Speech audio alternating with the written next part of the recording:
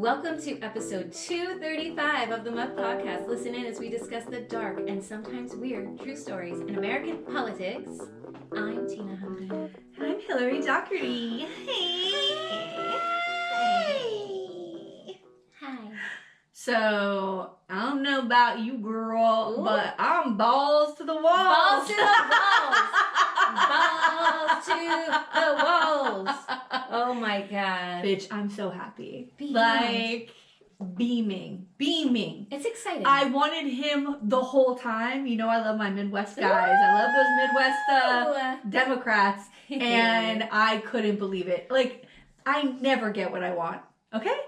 Never get what I want as far as, like, someone who's going to be elected. Like, I loved Bashir. I get it. I like but when Bashir you put, too, once she picked Walz, I was like, this has got to be a dream. Am I dreaming? This is nuts. He was so amazing the whole time. He was the one who came up with, they're weird, right? Yeah. He's the one who came up with that. And when you put him, now that he's the pick, it's weird. Once they get picked, you see the other people like a Shapiro and you're like, oh no, this is totally this is the he's right so person. Progressive. Yeah. Oh. I saw a funny, meme clip, whatever the hell you want to call it. And it was that Fox is like doing their best to make Walz look cool. It's the greatest. And so they to make him look cool? To make him look cool. Oh. But then this is what they had on Fox News. Right. It was Tim Walz's communist agenda. I put this on my Facebook. I was like, no. I said 10 out of 10, no notes. Yeah. Unsupervised female health decisions. Okay, but the fact that Fox News is writing unsupervised female health decisions. So women have to be supervised in the decisions and choices that they make. Oh, yeah. That's the implication. That they're putting that out there. Now I'm wondering, do you think this is real? Because there's parts of it that I was reading and I was like, is this a goof? I know. Is this funny? I don't know. I don't know if it's supposed to be funny, but it is so on point it feels real. Go ahead. Let's read the next one. I mean, but this is all the things anyway, even if it's not real. It is. It's another way of saying exactly what their agenda is. Even if it's not real. Right. We get to see what Walz is up to. Yeah. Or how we get to see how they interpret it. How Fox News interprets what their view of it is. But if this is made up, somebody made this up, maybe this isn't what Fox News put out. It doesn't matter. This is all the good things that Walz is doing. You're right. Rampant LGBTQIA rights, and then that whole GSA. Oh God, I know. I'm telling you, from the beginning when I knew all of this before. My boyfriend kept sending me, did you know he did this? This is going to be going on a week. I told him, I said, please stop sending me messages. I was on the Walz train a long time ago. I know. He's like, did you know GS? Yes! And he keeps sending me stuff. I'm like, I know. I didn't know the GSA thing. Oh my God, yes. I didn't know that. Amazing. And because I read about it like as soon as he was the nominee. Like that's when I kind of was finding more of his stuff out about him. School lunches for kids, medical care for the elderly, of course, taxes on corporate profits, free non-Christian college, and believes in climate change. Yeah. So all good things. And I think it is a goof because it was like medical care for elderly, sick, or taxes on corporate profits and couches. Which, by the way, then they do their debut this week, right? And they're together, and he was in Philly, right? Yeah. And he does this whole thing, and he was like, I'd love to debate J.D. Vance if he can get off the couch. Ooh. Bitch, I fell on the floor. This is what it's about. Yep. It's even if it's a goof the couch thing, it's a little J.D. Vance hates that this thing is being said about him. Hates it. And he's just, and by the way, Trump agreed to a debate. So in September, we're going to get this debate. September 10th. I can't we got to have a watch party. We have to figure it out. Please. We have to figure it out. It's in a month from today. Yeah. Today's August 10th. I can't wait. I'm so excited because then Trump gets out. Trump does not campaign. He's not out there. He hasn't been out there for 2 weeks. She does more in a day than he does in 2 weeks. I watched almost every one of her. Anytime it popped up like Harris is live, I clicked on it and I was on the live feed, watching, listening, crying. Every single time. And a lot of it's the same message. Yeah. They change it up here and there. And because, they're going in front of different crowds in different states. So they're honing that message. But it's good. And there's no way that Trump is going to beat Harris in a debate. Like, she is quick, and she was an attorney. So she knows how to think quickly. She's smart. Yeah. She knows how to read. Yeah, that was a funny clip. And also, the other thing, too, is that all of his attacks on her, you know, like crooked Hillary, that kind of thing that he could yell at a debate at Hillary Clinton. It doesn't all of his, they're all falling flat. Yeah. They're all falling flat. So anything he even tries to say, I mean, he's been on that Truth Social, you know, you see like screenshots of what he puts up there. All the things he's like a rambling, crazy person. Like, you can tell he knows he's going to lose. And then this morning, we got a text from our executive producer, Alfredo Olvera, that the New York Times today, August 10th, came out with a new poll that is showing that she is leading in 3 key states, Michigan, Pennsylvania, and Wisconsin, which is incredible. It's incredible. And of course, like, we got to hold on. We still have 90-something days. Yeah. But it's a huge trust polls. But. I understand, but it's a huge. It's when here's what this kind of polling can do. It gets more people out, and it gets people more excited. People want to be winners. We've talked about that how many times in this podcast. People don't want to feel like losers. That's why the Democrats. It's not an enthusiastic party to be a part of. But what's happening on that side right now is so fun and joyful and love. And like, when I saw that he was the nominee, I put that picture on my Facebook, and I was like, imagine a 2 candidates that they represent moving forward in a positive and loving and kind way. It's something we haven't seen in a really, really, really long time. And, again, God bless President Biden. I mean, we would not have any of this if he hadn't stepped the fuck down and done what he did. He saved us. He did. And her campaign has been incredible as far as like putting the messaging out, putting their videos out. Their videos they've been putting out are so fucking amazing. Oh, they're so good. I'm so excited. So the other thing I saw was the new nickname. Have you seen the new nickname that they gave to Walz? Woke Walz? No. Which one? Tampon Tim. Oh, yeah. They called him Tampon Tim because, I don't know. Because he was helping provide... as governor, he signed a bill that provided menstruation products in bathrooms. Can I tell you who else did that? Ron DeSantis. Yeah. They just passed that in the last session. Thank you, Lauren Book, and everyone else who worked on that bill. It's period. Poverty is a thing. Yeah. I don't know if men are putting fingers in their ears right now and going la la la la la la. But girls miss school for a week at a time because they have nothing at home. They have no access to menstrual products, so they need help. And period poverty is a real thing. Yeah. Ron DeSantis knows that too. He signed that bill. Is he Tampon Ron? Yes. Anyway, they had tampons in all the bathrooms, including boys' bathrooms, because sometimes girls go in the boy. I don't know. It doesn't matter.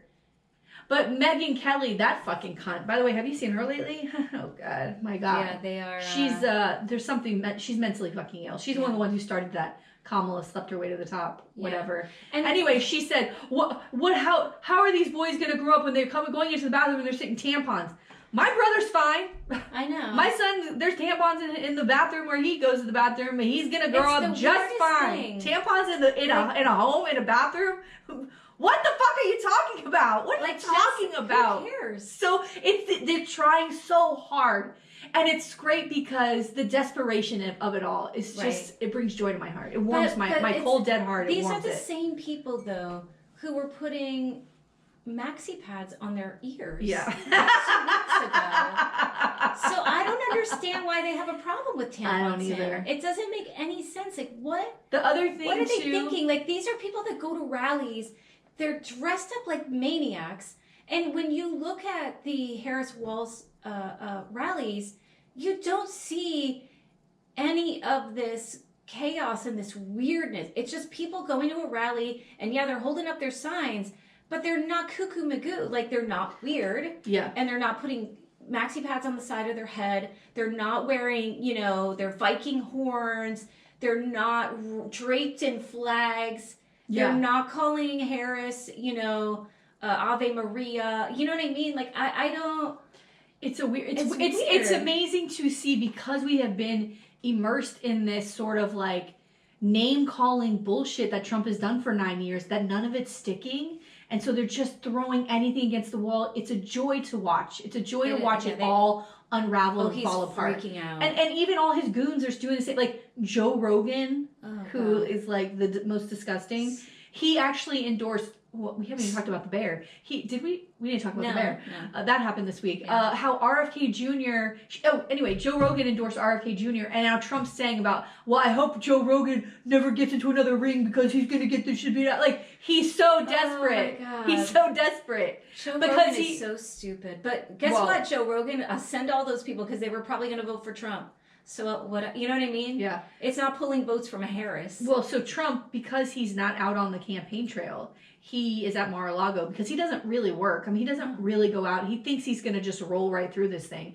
Anyway, and by the way, J.D. Vance is following the Kamala campaign. It's Anywhere so she goes, weird. he's going. It's very weird. He's weird. He thinks he's trolling her, and she's just like, you can pick up my scraps behind me. You go ahead, pick up my scraps over there. When he walked up to the plane, he walked up to Air Force Two, and he was like, yeah, that's going to be my plane soon. Yeah, in front of press, press, and nobody said anything. It was like crickets. They don't He's give a dork. Fuck. He's a nerd. He's a dork, but not like. But a also, he nerd. thinks it's like he thinks he's throwing his dick around, and it's just boring. No. You're boring. Yeah.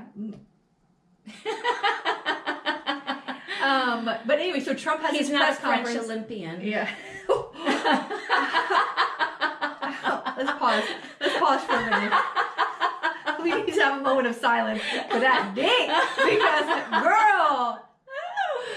It's a good thing and a bad thing. Gold medal in my book, honey. It's not. The poor man's poor baby. whole career. That's all he's gonna be known for. It's called tucking. You gotta pull it back.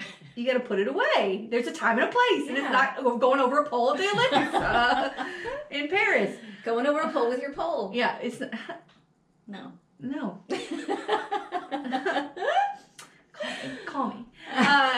Anyway, the press conference that Trump had, because he's got to react now to Tim Walz, right? Oh my God. So he has this press conference in Mar-a-Lago, which, by the way, made no sense. Yeah, but I'm watching it and I'm like, why does he look so weird? There was no makeup.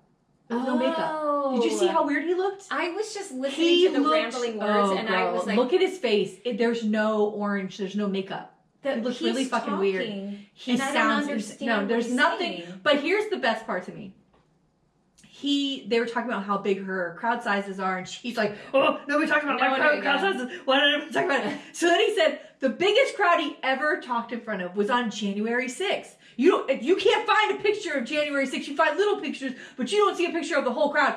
It was bigger than the crowd at the Martin Luther King Jr. I Have a Dream speech on the March on Washington. He's comparing an insurrection. Yeah, crowd. With a crowd that was out there fighting for civil rights, with a man who fought for peace. Oh my God. A man of faith. It's night and day. Night and day. By the way, he also talked about how he heals quickly. That's why you can't see anything on his ear. He touches his ear. He's like, yeah, I heal very quickly. Because nothing happened. Yeah. This is... you know what? Take you going. You vote for him. You vote for him. Good for you. Good for you. Good for you. I saw someone commenting. Good for you. I saw someone commenting on a meme. Someone had posted Jesus like there's a picture of Jesus like this with his arms outstretched, and Trump is talking, his arm is outstretched, and they're like, "Is this the second coming? Something's coming." And it ain't Trump. No. Oh my God. J.D. Vance, this poor man. Oh girl, I know. What an embarrassment. Yeah, he's horrible. What an embarrassment. He has to know that he's not funny. He has to know that no one likes him. He has to know. You know what? There's a thing about you get on a national stage, you're about to really learn how you're perceived. You're about to learn, right? And as much as like she had this unlikability about her, it's very clear now. Don't worry about it. That's how a lot of people felt about him. But you know why? She was never given a chance. She wasn't given a chance to shine. They kept her her giving her that chance, although we saw her and she was amazing, right? Her giving that chance, and then also the absolute desperation of Americans here looking for a fucking way. We talk about this in politics all the time. We're human beings. We're manipulated by emotions and feelings. We vote that way. That's what happens. And so when you have this energy and this force of positivity, people are drawn to it. That's what's happening here. It's like a moth to a flame. You know? People are so excited. I mean, I feel like it's all American as you can get with this Walz guy, you know? Like, he's a teacher, he's a coach, he served in the military. You know what I mean? Like, he's done, right in he's right in that pocket, dude. He's right there for me. He's funny in a cheesy kind Adorable. of way. Adorable. I feel like he would fit right in, like, the Prairie Home Companion.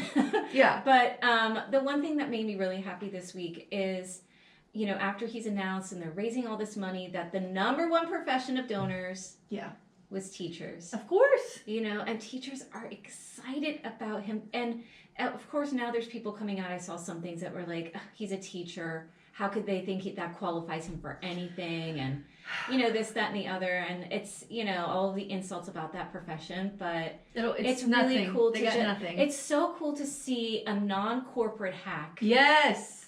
Be in this position. And I think I said it to you that, like, Walz does not have the stink of corporate America on him. Like, he really is just about, like, let me do my job and let me pass policy that is good for the constituents. And he doesn't have all that nastiness surrounding him. And I like that about him. Absolutely. And there's something to be said of, this is the type of American that used to go to Congress. Yeah. Congress was a farmer when everybody in the town would take their turns going up and representing their area. It wasn't about business suits. It was people who would work in the land. They'd go up there and they'd serve their year, whatever, their 2 years. They'd go back to being farmers. It wasn't a lifelong job. It was people in the community who know what their area needs. That's what it was about. And we got people running for seats and they don't even live in the fucking districts.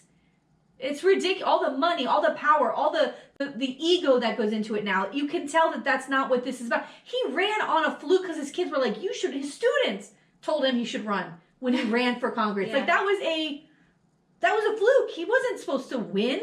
Like, he got into this because of his students. It's so good. Another thing they're trying to attack him on is the military, because he was in, the National Guard for a long time, and they were saying that when he put his papers in to run for office, that he abandoned his post. And there's some woman saying, my son was killed because he abandoned his post. What? Please, he didn't abandon his post. He put in his retirement He retired papers. so he could run for office. Everybody calm the fuck down. And they're showing that it was months before. Yes. They even knew about that. They're trying they're picking and trying so hard. But then you have JD Vance, who was a journalist. Nothing against journalists, but, like, he wasn't fighting, right? Wasn't he just writing? Girl, I have no idea what this guy does. Yeah, I think JD Vance, when he was deployed, I think he was, like, a journalist. I don't think he was, I don't know. I could be wrong, but I believe that. And then you have Trump, who, bone spurs? Yeah, please. Yeah. You know, like, that's the thing. You're going to go after, no matter what, you're going to after find something that they want to attack, and then you turn around and look at the people that they support. Yeah. Who've done nothing for people. It's. Yeah. Well, even the weird, like, they're saying the right's saying things like, oh, it's so mean to say people are weird. Like, your nominee, your candidate, is one of the biggest bullies on the planet. It's like, so funny. You're joking. That's a joke, right? Y'all love that shit. You love it until someone points a finger at you. Yeah. And by the way, at this Hillary, point, I mean, how many things? At this point, crybaby Marco. All he does is call people names. At this point, it's weird. The weird thing is to still be supporting Trump. That's the weird thing. That is very weird. Oh, the New York Times loves to put up those Instagram posts where they're like, "Here's these independent voters who aren't sure." Still, I gotta tell you, if you don't know where you're voting, you need to get your head checked. Like, there's something wrong with you. Yeah. I mean, that's all I have as far as, like, I have two other things I want to mention, but as far as political things. Yeah, no. So, in the paper yesterday, because I'm going to bring this up because I covered it on the podcast, on episode 227 of the Muck podcast, so just a month or two ago, I talked about the Dozier School for Boys, which was in Florida, the Florida Dozier, and there was abuse that was happening there. and how DeSantis had signed this paperwork, or I'm sorry, this law that is going to start to reimburse these victims that happened. It was open for 111 years. It was this horrible abuse of boys happening there. Well, this week in the paper, there was a story about a man who's on death row, and when because he murdered someone. He was in a park with a friend of his, and they ran into a brother and a sister, and they murdered the brother. The sister was sexually assaulted, but this guy, Lauren Cole, murdered the brother. And so he's on death row. DeSantis just signed his death warrant, so he's set to die sometime soon. And his recent appeal is citing that he was at the Dozier School for Boys. He's one of these victims of the school. And since DeSantis has signed this letter, or this bill, this law that's acknowledging what the state was responsible for and reimbursing for, trying to make up for it with funds, to take care of these men who were abused, they're now citing that as this is why he was fucked up. It's because he was at that school. I don't know if it'll work or not, because this is one of the appeals. So to take away the death Yes, penalty. just to put, so he'll then be in life. He still killed someone. Yes, no, then he'll be in life in prison, but he wants to be off of death row, but they're using this as a thing. And it turns, so he says that he was raped by a guard there, and when he was only there for 6 months. And then when he tried to escape, they broke both of his legs. So, just awful. And then in the paper, they also listed that there are 6 other men on death row who all went to the Dozier School for Boys. That's wild to me. That gave me goosebumps. Yeah, but how they're all for murder. They all, this didn't reform them. It made them worse. Wow. And obviously never got help for what they had gone through there. Wow. Anyway, again, I don't think he should get out of prison, but I wonder how we feel about, I don't know how this man who was murdered, his family feels about him coming off of death row, but how much empathy and sympathy are we, it's a difficult position. To empathize with someone who's done something horrific. Isn't that wild? It's wild. Yeah. Especially since we had just done that story. I mean, and DeSantis obviously is like, fuck that. But I don't know. We'll see what happens. But apparently that information was given to the jury when he was on trial, that he was a part of that in that school. But now that there's this acknowledgement from the state of the wrongdoing, they're thinking that might have an impact. I don't know. That's so interesting. Yeah.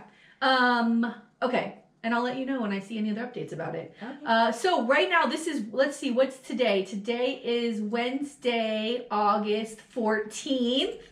We are in the middle of the DNC, the 2024 Democratic National Convention.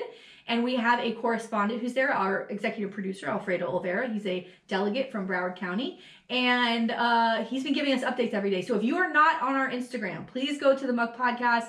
Go watch the live updates. Follow us on there, and you will get notified when there's a live when we go live, and that means we're with Alfredo, and we'll download those videos and also have them up there. But every single day, one of us is going to be talking to Alfredo and asking him questions about what he's seeing, who he's talked to, what's happening at this convention. I'm very excited. I've never been to a Democratic National Convention, so I'm excited about what's going on up there. Yes. And thank you so much to Alfredo for volunteering to do this. Yes. This was his idea.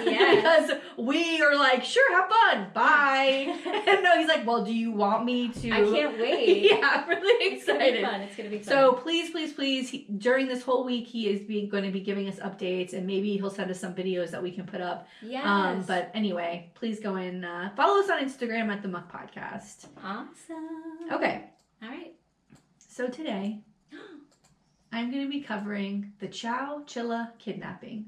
Chowchilla. Are you ready? Okay. I don't even know. I told my daughter this story last night, and she said, how is that political? And I was like, first of all, I don't have to answer your questions. Okay? That's number one. We can do what I say the same thing to you. We can do what we want. I say the same thing to you. I don't have to answer your questions. And guess what?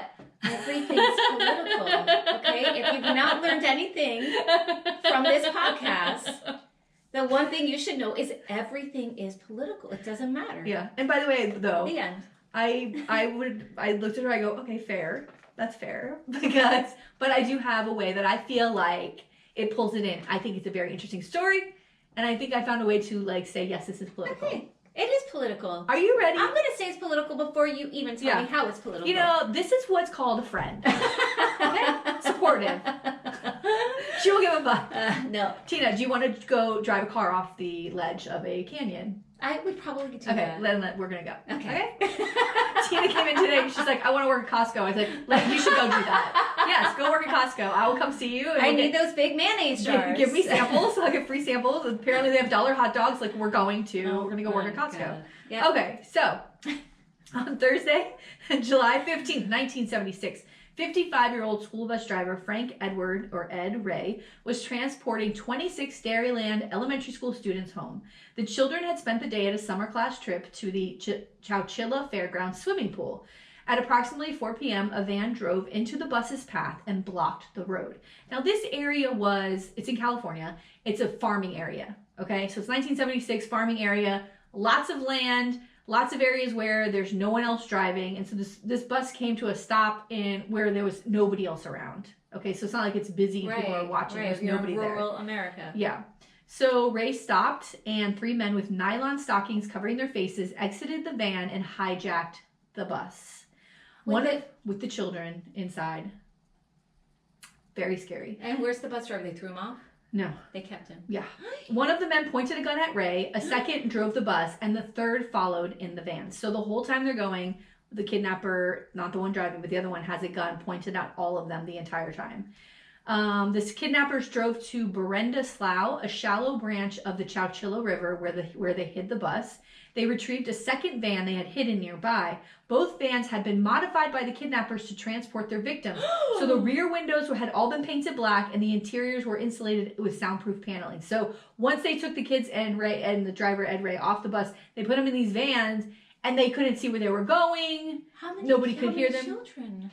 Hold on, did I say it? 26 kids. So I know. Well, we'll get there. The kidnappers ordered Ray and the other children into the vans at gunpoint, then drove them to the California Rock and Gravel Quarry in Livermore, roughly 110 miles from the fairgrounds. In the early morning hours of July 16th, the victims were forced again at gunpoint to climb down a ladder through a hatch and into a buried truck trailer.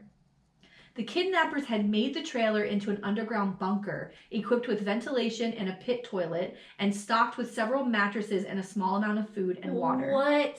Now, let me tell you something. What? There's a documentary about this on HBO. It's called Chowchilla. It's very, very good. It talks to lots of the kids that were there, and a psychologist, and all these people, parents that were involved in this, and these kids talking about going down, like they were saying, I didn't think I was ever going to come out. Like they're looking down going, how the fuck? This is so scary. How old were the kids? They ranged from like 5 to the oldest there was one 14-year-old whose mother, he ends up being a hero, but his mother usually brought him every day, but he slept in that day, so he didn't go. And his mom's like, you have to go to you have to catch the bus. I can't take you. So he ended up getting on this bus. Wow. And there were several siblings on the bus together. Oh my God. So, yeah. So, okay, so they had this truck trailer buried in the ground, and they told them to get inside. How long did it take them to plan this? Oh, girl, a long time. There was a lot of planning. How the hell do you bury a truck trailer? Yeah. As the victims climbed into the van, into the bunker, the kidnappers wrote their name and age of each child on a Jack-in-the-Box hamburger wrapper. Once the victims were all inside, the kidnappers removed the ladder, covered the hatch with a heavy piece of sheet metal, and weighed it down with two 100-pound industrial batteries and buried the opening. Right, so they're in there now. And after several hours, Ray and the older children stacked the mattresses to reach the hatch. Smart. As Ray lifted the hatch, the adult, 14-year-old Michael Marshall wedged a piece of wood into the opening and moved the sheet metal and batteries. Like, he moved it and it kind of fell, and they were like, because here's what happened. During those hours before they started trying to dig out, the roof started to collapse. Oh my God. And so they're inside this trailer and they're hearing, oh my God, oh like, my God. Boom, this thing collapsed. And they're like, oh, we're going to be buried alive in this fucking thing. And then the 14-year-old, get out. Yeah. And a lot of them were very religious and, raised in this little farming community. And so this 14-year-old was like, well, I'm either gonna die in here or I'm gonna die trying to get out. Yeah. Like, which one am I gonna do? I'm gonna get the fuck out of here, right? So they start to move this thing, and they dug away. So he was able to move that sheet metal, move the batteries, and dug away the remainder of the debris covering the entrance. So they had been in there for 16 hours. And a couple of times this Michael Marshall had stopped trying to do it, but he, like, because he would get discouraged, and they all started to hallucinate. So at one point when he had pulled things down, he was looking up. He said that in this documentary, he said he was looking into the darkness. It was dark, but he saw like doors opening and people coming through doors. Like, all of the kids started to see things because they were you're this trapped trauma. in there. It's dark, and they're probably hungry and tired. Yeah, at one point he started to pull the paneling away again, and he was just pulling and pulling and pulling, and all the kids were like scared, but dirt was coming in, and somebody's holding a flashlight, and finally he fucking pulled, and this panel comes down, and this light comes in, because now it's starting, daylight starting, and cool air started to come in, because there's ventilation, but like... Yeah.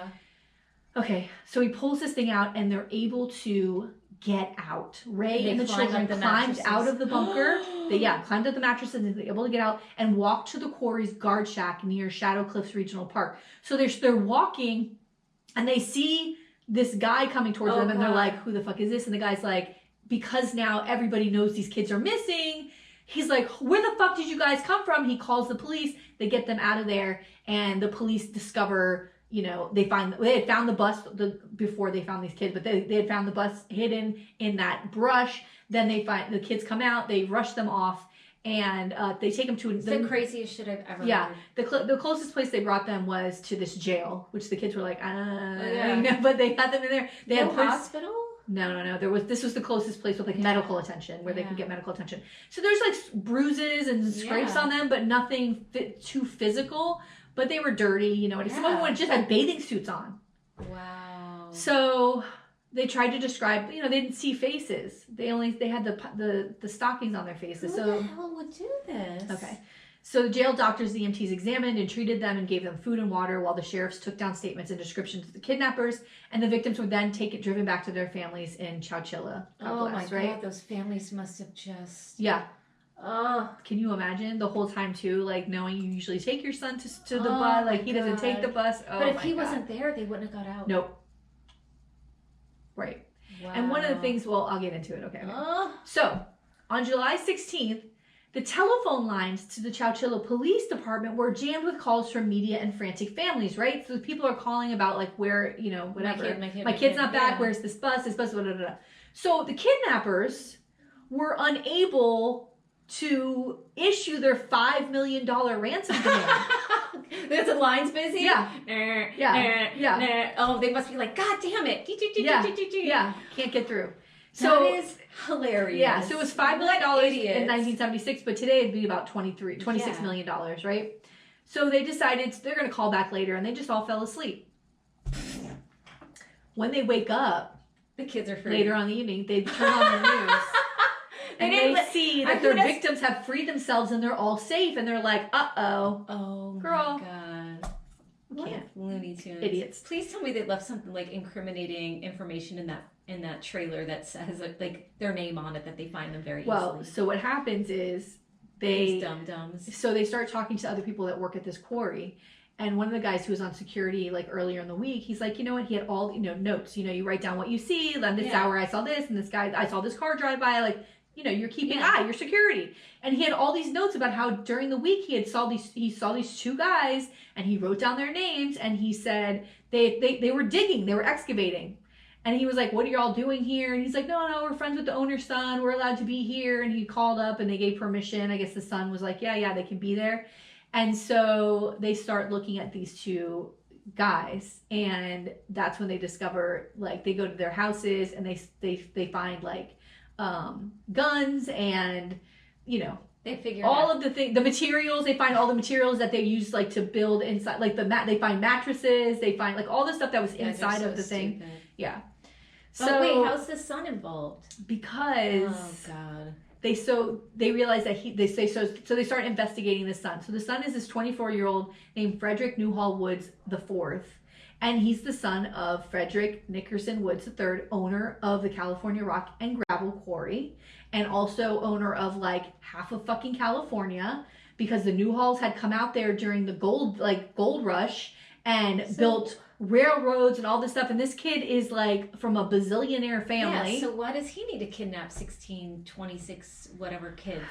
Girl, it's the reasoning is so He's 24. bizarre. Was he high? No, I think basically he had a terrible relationship with his father, who's the one with the money, and so he wanted his own money. Like he was obsessed with like having his own money.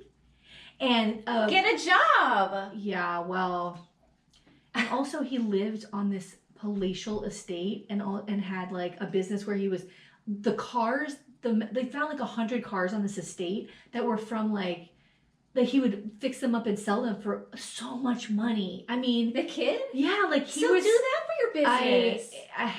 He was obsessed with like business, making money, like even after he goes to jail. It's so fucking wild. There's something weird about I don't know. I don't know. Anyway, they realize that they then go to this guy's house, this Woods, and they find the paper, the Jack in the Box paper with the names on it. They find the journals of like who we're going to target, schools that were circled of like buses, the way this bus goes. They found everything. This kid took off and like left all this evidence of all of the things that they were going to do. And they realized what the plan was is because apparently in the newspaper they read that the state had a surplus in their budget. The state's not going to pay for kidnap victims. That's what they thought. If they target a school, that the state would pay for it because it's a school. So we'll take a school bus and they'll give us some of this surplus of millions of dollars. They don't know how politics work because, then they'd have to vote on it and they'd have to be in committee. But how white is this? Isn't this the whitest ransom you've ever heard? I mean, I'm just making fun, but I know, it would take forever. Well, I read in the paper today that there's a surplus of $26 million in the California budget, so we're going to kidnap school children. Like what? It's so weird. And who are this? By the way, there's millions of dollars in the bank. Yeah, these brothers. The two guys were brothers, and they got roped into this fucking thing. What? Oh my god. They probably weren't rich. No. And so the two friends were brothers James and Richard Schoenfeld, who were 24 and 22. Like these are 24-year-old idiots, right? Of course they fell asleep. They're like, we'll get to it later. Yeah. And they fall asleep. Meanwhile, these kids could have suffocated to death. They would have suffocated and died. Imagine. What? Some of them say in this documentary that their childhood ended that day. Like they never got it back. They never got it back. They're probably that scared was it. of everything. These guys ruined their lives. Ruined their lives. Well, I hope that rich dad, I hope he had to pay out some money to these families. So these kids had gotten into trouble. They were on probation for like stealing vehicles. I mean, they were like 22-year-old idiots, right? So the FBI obtained and executed a search warrant for Hawthorne, which is this 78-acre estate this kid lived on.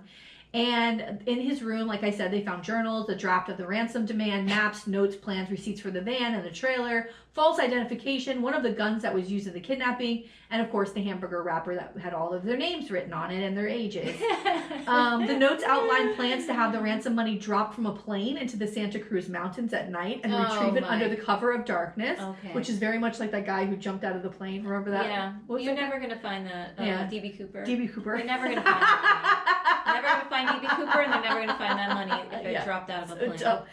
So they also discovered a rental contract for a storage facility, and there the FBI found the vans used to transport the victims, as well as the getaway vehicle, a Cadillac spray, which is a Cadillac spray painted with flat black night camouflage. I gotta tell you that when I saw a picture of that in the documentary, it's very cool. It was very cool looking. Okay. So they issued warrants for the arrest of Woods and the two Schoenfeld brothers. 8 days after the kidnapping, Richard Schoenfeld, who was the youngest one, volunteered and surrendered to authorities. 2 weeks later, his brother was arrested in Menlo Park. Now, meanwhile, this brother, James Schoenfeld, he had gone to the Canadian border twice. He had all these guns in his car, and the Canadians were like, yo, you can't come in here with this. Get out of here. And they turned him away. He came back again. He had one gun on him, and they're like, you can't come in here with guns.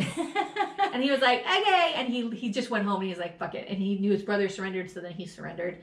Later that day, Woods, the main guy, was arrested by the Royal Canadian Mounted Police in Vancouver, British Columbia. They were tipped off that he was there, and they arrested him. Meanwhile, this is like national news that these kids were kidnapped. Yeah, this is a big deal. So James Schoenfeld later stated that despite coming from wealthy families, both he and Woods were deeply in debt. And he said, quote, "We needed multiple victims to get multiple millions. And we picked children because children are precious. The state would be willing to pay ransom for them. And they don't fight back. They're vulnerable. They will mind." End quote. And no concern about what's going to happen to these kids. Like there's that, to me, the cold... And what, they would have just been like, okay, they're buried in the ground? Yeah, like it's so fucked up. It's so fucked up. So all three pleaded guilty to kidnapping for ransom and robbery, but refused to enter a guilty plea to infliction of bodily harm, as a conviction on that count in conjunction with the kidnapping charge carried a mandatory sentence of life in prison without the possibility of parole. They were tried on the bodily harm charge, found guilty, and given the mandatory sentence, but their convictions were overturned by an appellate court, which found that physical injuries sustained by the children, which were mostly cuts and bruises, did not meet the standard for bodily harm under the law. Now, this is where the case is fucked. So what about their mental This is the thing. Remember, this is 1976. Yeah, they don't believe in that. There's no mention. There's no help, mental health help offered. There's no mental, like even the lawyers, like even the prosecutors were not mentioning how mentally they're fucked forever. It was only like physical harm. The law doesn't call for mental health. And that's where this case becomes political. Okay? So they were sentenced to life in prison with the possibility of parole, of course.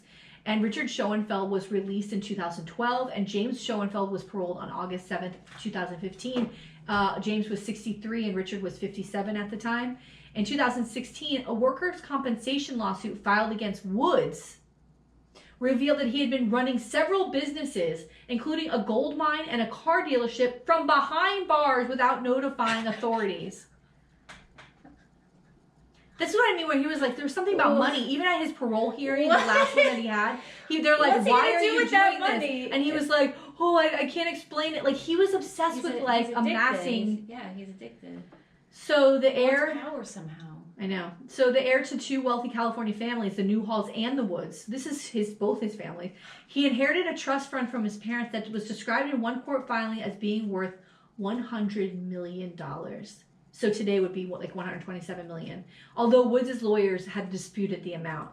Even despite that, he has access to that money in jail, in prison. He's still like running these businesses. Like there's something fucking weird about this guy. In October 2019, Woods was denied parole for the 19th time. Now, let me tell you something else you'll see in this documentary. There was multiple of these victims going, every time they were up for parole, they're like, no, here's how fucked up I am because of what they did. Yeah. They show no remorse for this, especially Woods. And there was one woman in particular who was going back every time. And when the two brothers got released, it like threw her into a tailspin. She was like the one fighting the most for them because she was about, I think 10 or 11 when it happened. Wow. So she was a little bit older than the other kids, and she was the one that would go and fight, and like, this broke her. And her son is in the documentary, and it's just so fucking sad. And he's crying about his mother and how unfair this is to her, and how they never really cared about these kids. No. It was really, really fucked up. That is crazy, girl. Yeah. So over the years, given for the denials, included his continued minimization of the crime, as well as his disciplinary infractions for possession of contraband like pornography and cell phones. Woods married 3 times while in prison and purchased a mansion about a half an hour away. No, he did not. For his wives to live in? Yeah. He married this... Don't tell me you can't go on a date. Don't tell me you can't find a girlfriend. Motherfucker married 3 times in jail. Although that money... Could you imagine? Your husband's in jail and you're living in the mansion down the street? Yeah. I mean, I guess it's not bad. 3 times he got married in jail. Girl.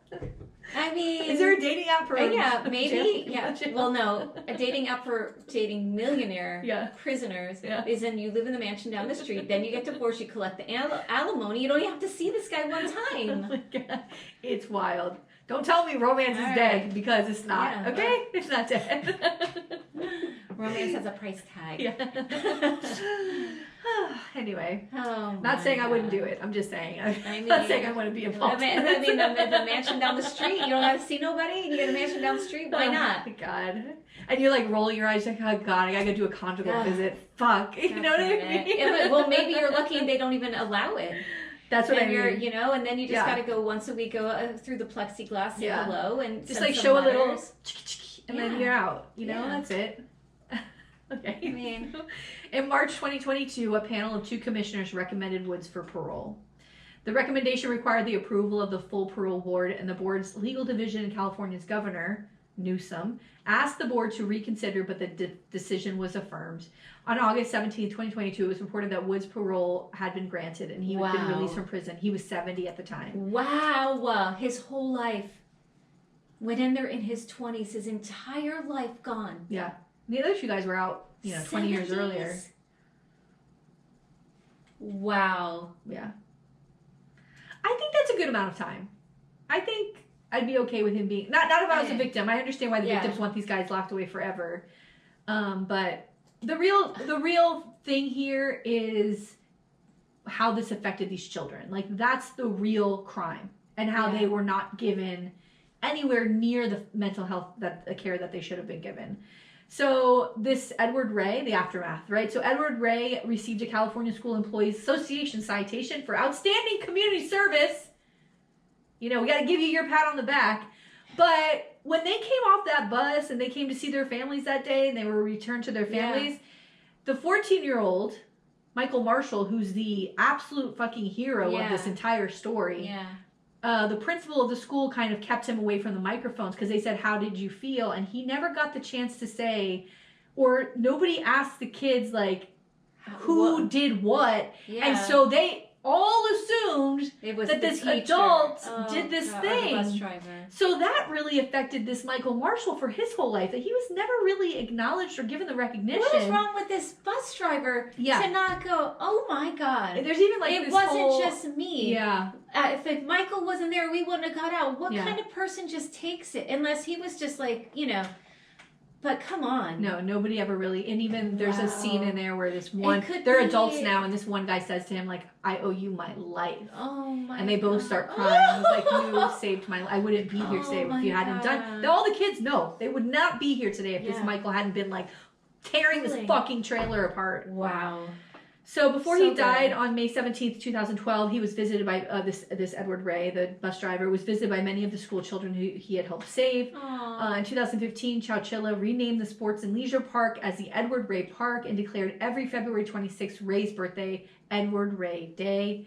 Michael Marshall was never given, like I said, the proper credit for digging them out. They all assumed that Ed Ray had done everything. And as time went on, Michael went into a depression and started using and drinking. And he got sober in his mid-40s, so it's incredible to see him in this documentary. But most of the children struggled in this way. Most of them went down this path. Of course. So,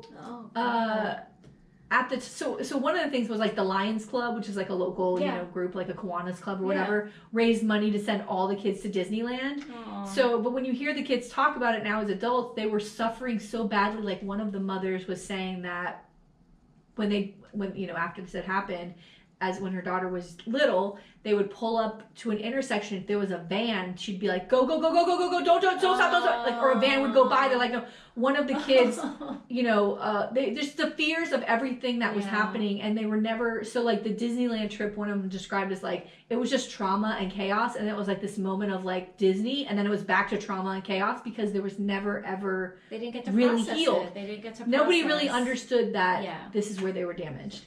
So a study found that kidnapped children suffered from the kidnapped children suffered from panic attacks, nightmares involving kidnappings and death, and personality changes. Many developed fears of things such as cars, the dark, the wind, the kitchen, mice, dogs, and hippies. And one shot a Japanese tourist with a BB gun when the tourist's car broke down in front of his house.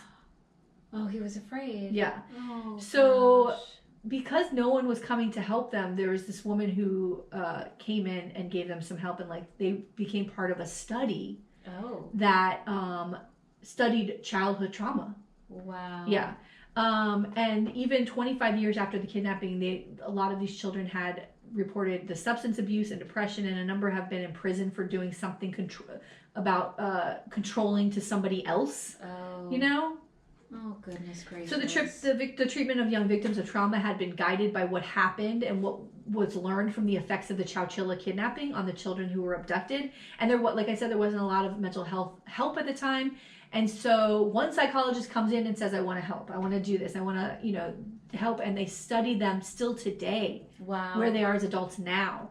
And the long-term effects of trauma now, because of what happened in Chowchilla and what happened with these children, what we know, when there's trauma at a school, a shooting, psychologists come in because of what we know from this event, because of this thing. Yeah. So in 2016, the 25 surviving victims settled a lawsuit they had filed against their kidnappers because they're like, right? Yeah. The money they received was paid out of Frederick Wood's trust fund. Good. And although the exact settlement amount was not disclosed, one survivor stated that they had each received, quote, enough to pay for some serious therapy, but not enough for a house, end quote. Wow. Yeah. That's the Chowchilla kidnapping. That's terrible. Yeah. I'm so glad they survived. I'm glad they survived too, but I wonder, oh my God, how scary. How much better they would be today if they had gotten some help. The help that they actually needed that day. They needed to go into therapy immediately. Oh my God, girl. And back then nobody even talked about feelings and stuff. No. And it was a community of rural people who, they're like, get back on the horse, kid. We're going to keep going. Thank God you're home. Let's go. Yeah. Oh, what a good story. Such a great story. Oh my God. So I'm watching 2 shows. Oh. I'm watching a show called Sunny. It's with I love her. What's her name? Rashida Jones. Rashida Jones. She's so good in it. Yeah. It's so good. I love her bangs. Oh, she's my bangs sister. She's adorable. Yeah. And it's just, she's like this American living in Japan, and her husband and son are supposedly victims of this plane crash, but their bodies have not been recovered. And then she finds out that her husband isn't really who she thought he was, and he actually makes there's robots everywhere, and he makes these robots, and there's a dark manual that makes the robots do bad things. Oh my God. And so now there's the Japanese mafia, and it's really good. And then Sunny is the robot, and she's so cute. She's, and Susie that's Rashida Jones's character, absolutely hates Sunny. Yeah. It's very good. It's like a dark comedy because there's she is suffering the loss of her child, and just has these breakdowns, but she's really, really funny. Yeah. It's good. So I heard an interview with her about the show. Yeah, I'm loving it. And then the other show I'm watching is The Lady in the Lake. And that's with Natalie Portman. That's another Apple TV show. I told you I got rid of Apple TV. I can't with Apple TV. It was $10 a month or something. I was like, enough. I don't even watch it. I watched it for Ted Lasso, but then that was it. I watch it all the time. I have my little bundle. It's my podcast, my music, my Apple TV, my storage, all of it as one fee. It's pretty good. Kind of thing. Yeah. But we got rid of our Amazon. Yeah. And I think we're getting rid of our Disney. I've gotten rid of Disney. I'm getting rid of Unfortunately, Disney. because I keep hearing about The Acolyte and all these different shows, and I'm like, can't do it. Can't do it all. So I think we're just going to keep Hulu, Netflix, and then Apple TV. And then HBO I get free with my my cell phone. So I can't get rid of that. I'm I have to have access to The Sopranos anytime I want it. Yeah. So. Well, I finished watching House of Dragon, wrapped up last week. I know you didn't watch Game of Thrones, but House of Dragon is this fantasy thing. Prequel of I don't know how many years in the future. I mean, in the past before Game of Thrones. But girl, this show is not Game of Thrones. Mm-hmm. I have many complaints. Oh, many complaints every time. Even the first season, I was like, what? It would time jump so many years, and I'm like, who's this? Who is this? It's like they don't. It's unlike Game of Thrones. It feels like they don't have time to tell the story, and so they're it's all squished or it's dragged out and the ending was awful of season 2. They didn't give us anything that we needed. I'm tired of it. And there's things that like wrapped, there's like a storyline throughout a whole series, like a whole season. And then they wrap it up within 2 seconds, this guy touches a tree. And I'm like, they couldn't have done that on episode 2. Yeah. And we could have been done with all of that bullshit that he was up to the whole season. I'm very upset. There's things that happen. I'm like, they've made this one character. All right, fucking who cares? If you spoiler, I don't give a fuck. But this one thing that bothers me the most is that you have to have a certain bloodline to be able to ride the dragons. Yeah. Okay? And so, like, unlike Game of Thrones, they had 3 dragons that hadn't been around. Dragons have been around for like 1,000 years or something. 1,000 years. And so in this one, there's all kinds of dragons because it's before the dragons disappeared. Oh, God. So there's a bloodline. I know, it's fucking ridiculous. And so they have all these dragons, but there's no riders because there's not enough people in the family. So they know these kings go and fuck everybody, the small folk. So they're going to go find the, half bloodline and see if any of them could ride the dragons. Well, sure enough, some of them could. One of them is this guy who's like in the bar all the time. He's like, my daddy was the king. And he's like drunk and his mom was some, poor woman working on the side of the road the father, like the king slept with. And they're all like, yeah, bullshit. And he's like, I'm telling you, my father was the king. He's like a jovial kind of fun guy. But it turns out he could get on the dragon, which was wild because not everybody can. He gets this dragon. He's riding. It's like, it's kind of like you're happy for him because he's found this thing. Well, in the last episode, he's at the table eating and drinking with other dragon riders and the queen. And he's totally disrespectful. He's got his feet on the table. He's like fucking drinking it. And he's like acting like an asshole. They've just made him a prick, basically. Oh. And I'm like, why can't we enjoy one thing? Can't we get the one guy who's happy? No, what is this? We're not allowed. It's it's bullshit. It's bullshit. I'm done with that show. Don't talk to me about it. Don't bring it up to me. I don't give a fuck. Jon Snow or nothing is what I say. Or nothing. All right. Well, there you have it. There you have it. What else am I watching? I think that's it. I've been rewatching episodes of Veep. I've been rewatching episodes of Sex and the City, which is, God, it's so fucking dated at this point. Yeah. I mean, no phone. We're talking about, they're on pay phones. They're on, oh my God, it's so fucking funny. It's weird, right? Yeah. Oh, all right. Well, I have to phone bank soon, so. Oh, God. I gotta go. All right. Oh, all right. Your hair looks nice. Thank you. It's nice and curled. It looks beautiful. I didn't know what to do with it, so. It looks amazing. Oh, and I hope you have so much fun today. I'll be hosting a pool party with teenagers, which I'm excited about. That sounds more fun. When I say hosting, I mean I'm going to be inside while they pretend like I don't exist. Yeah. So. Fun. Yeah. Good for me. Yeah. All right. We'll see you next week. All right. Bye. Bye.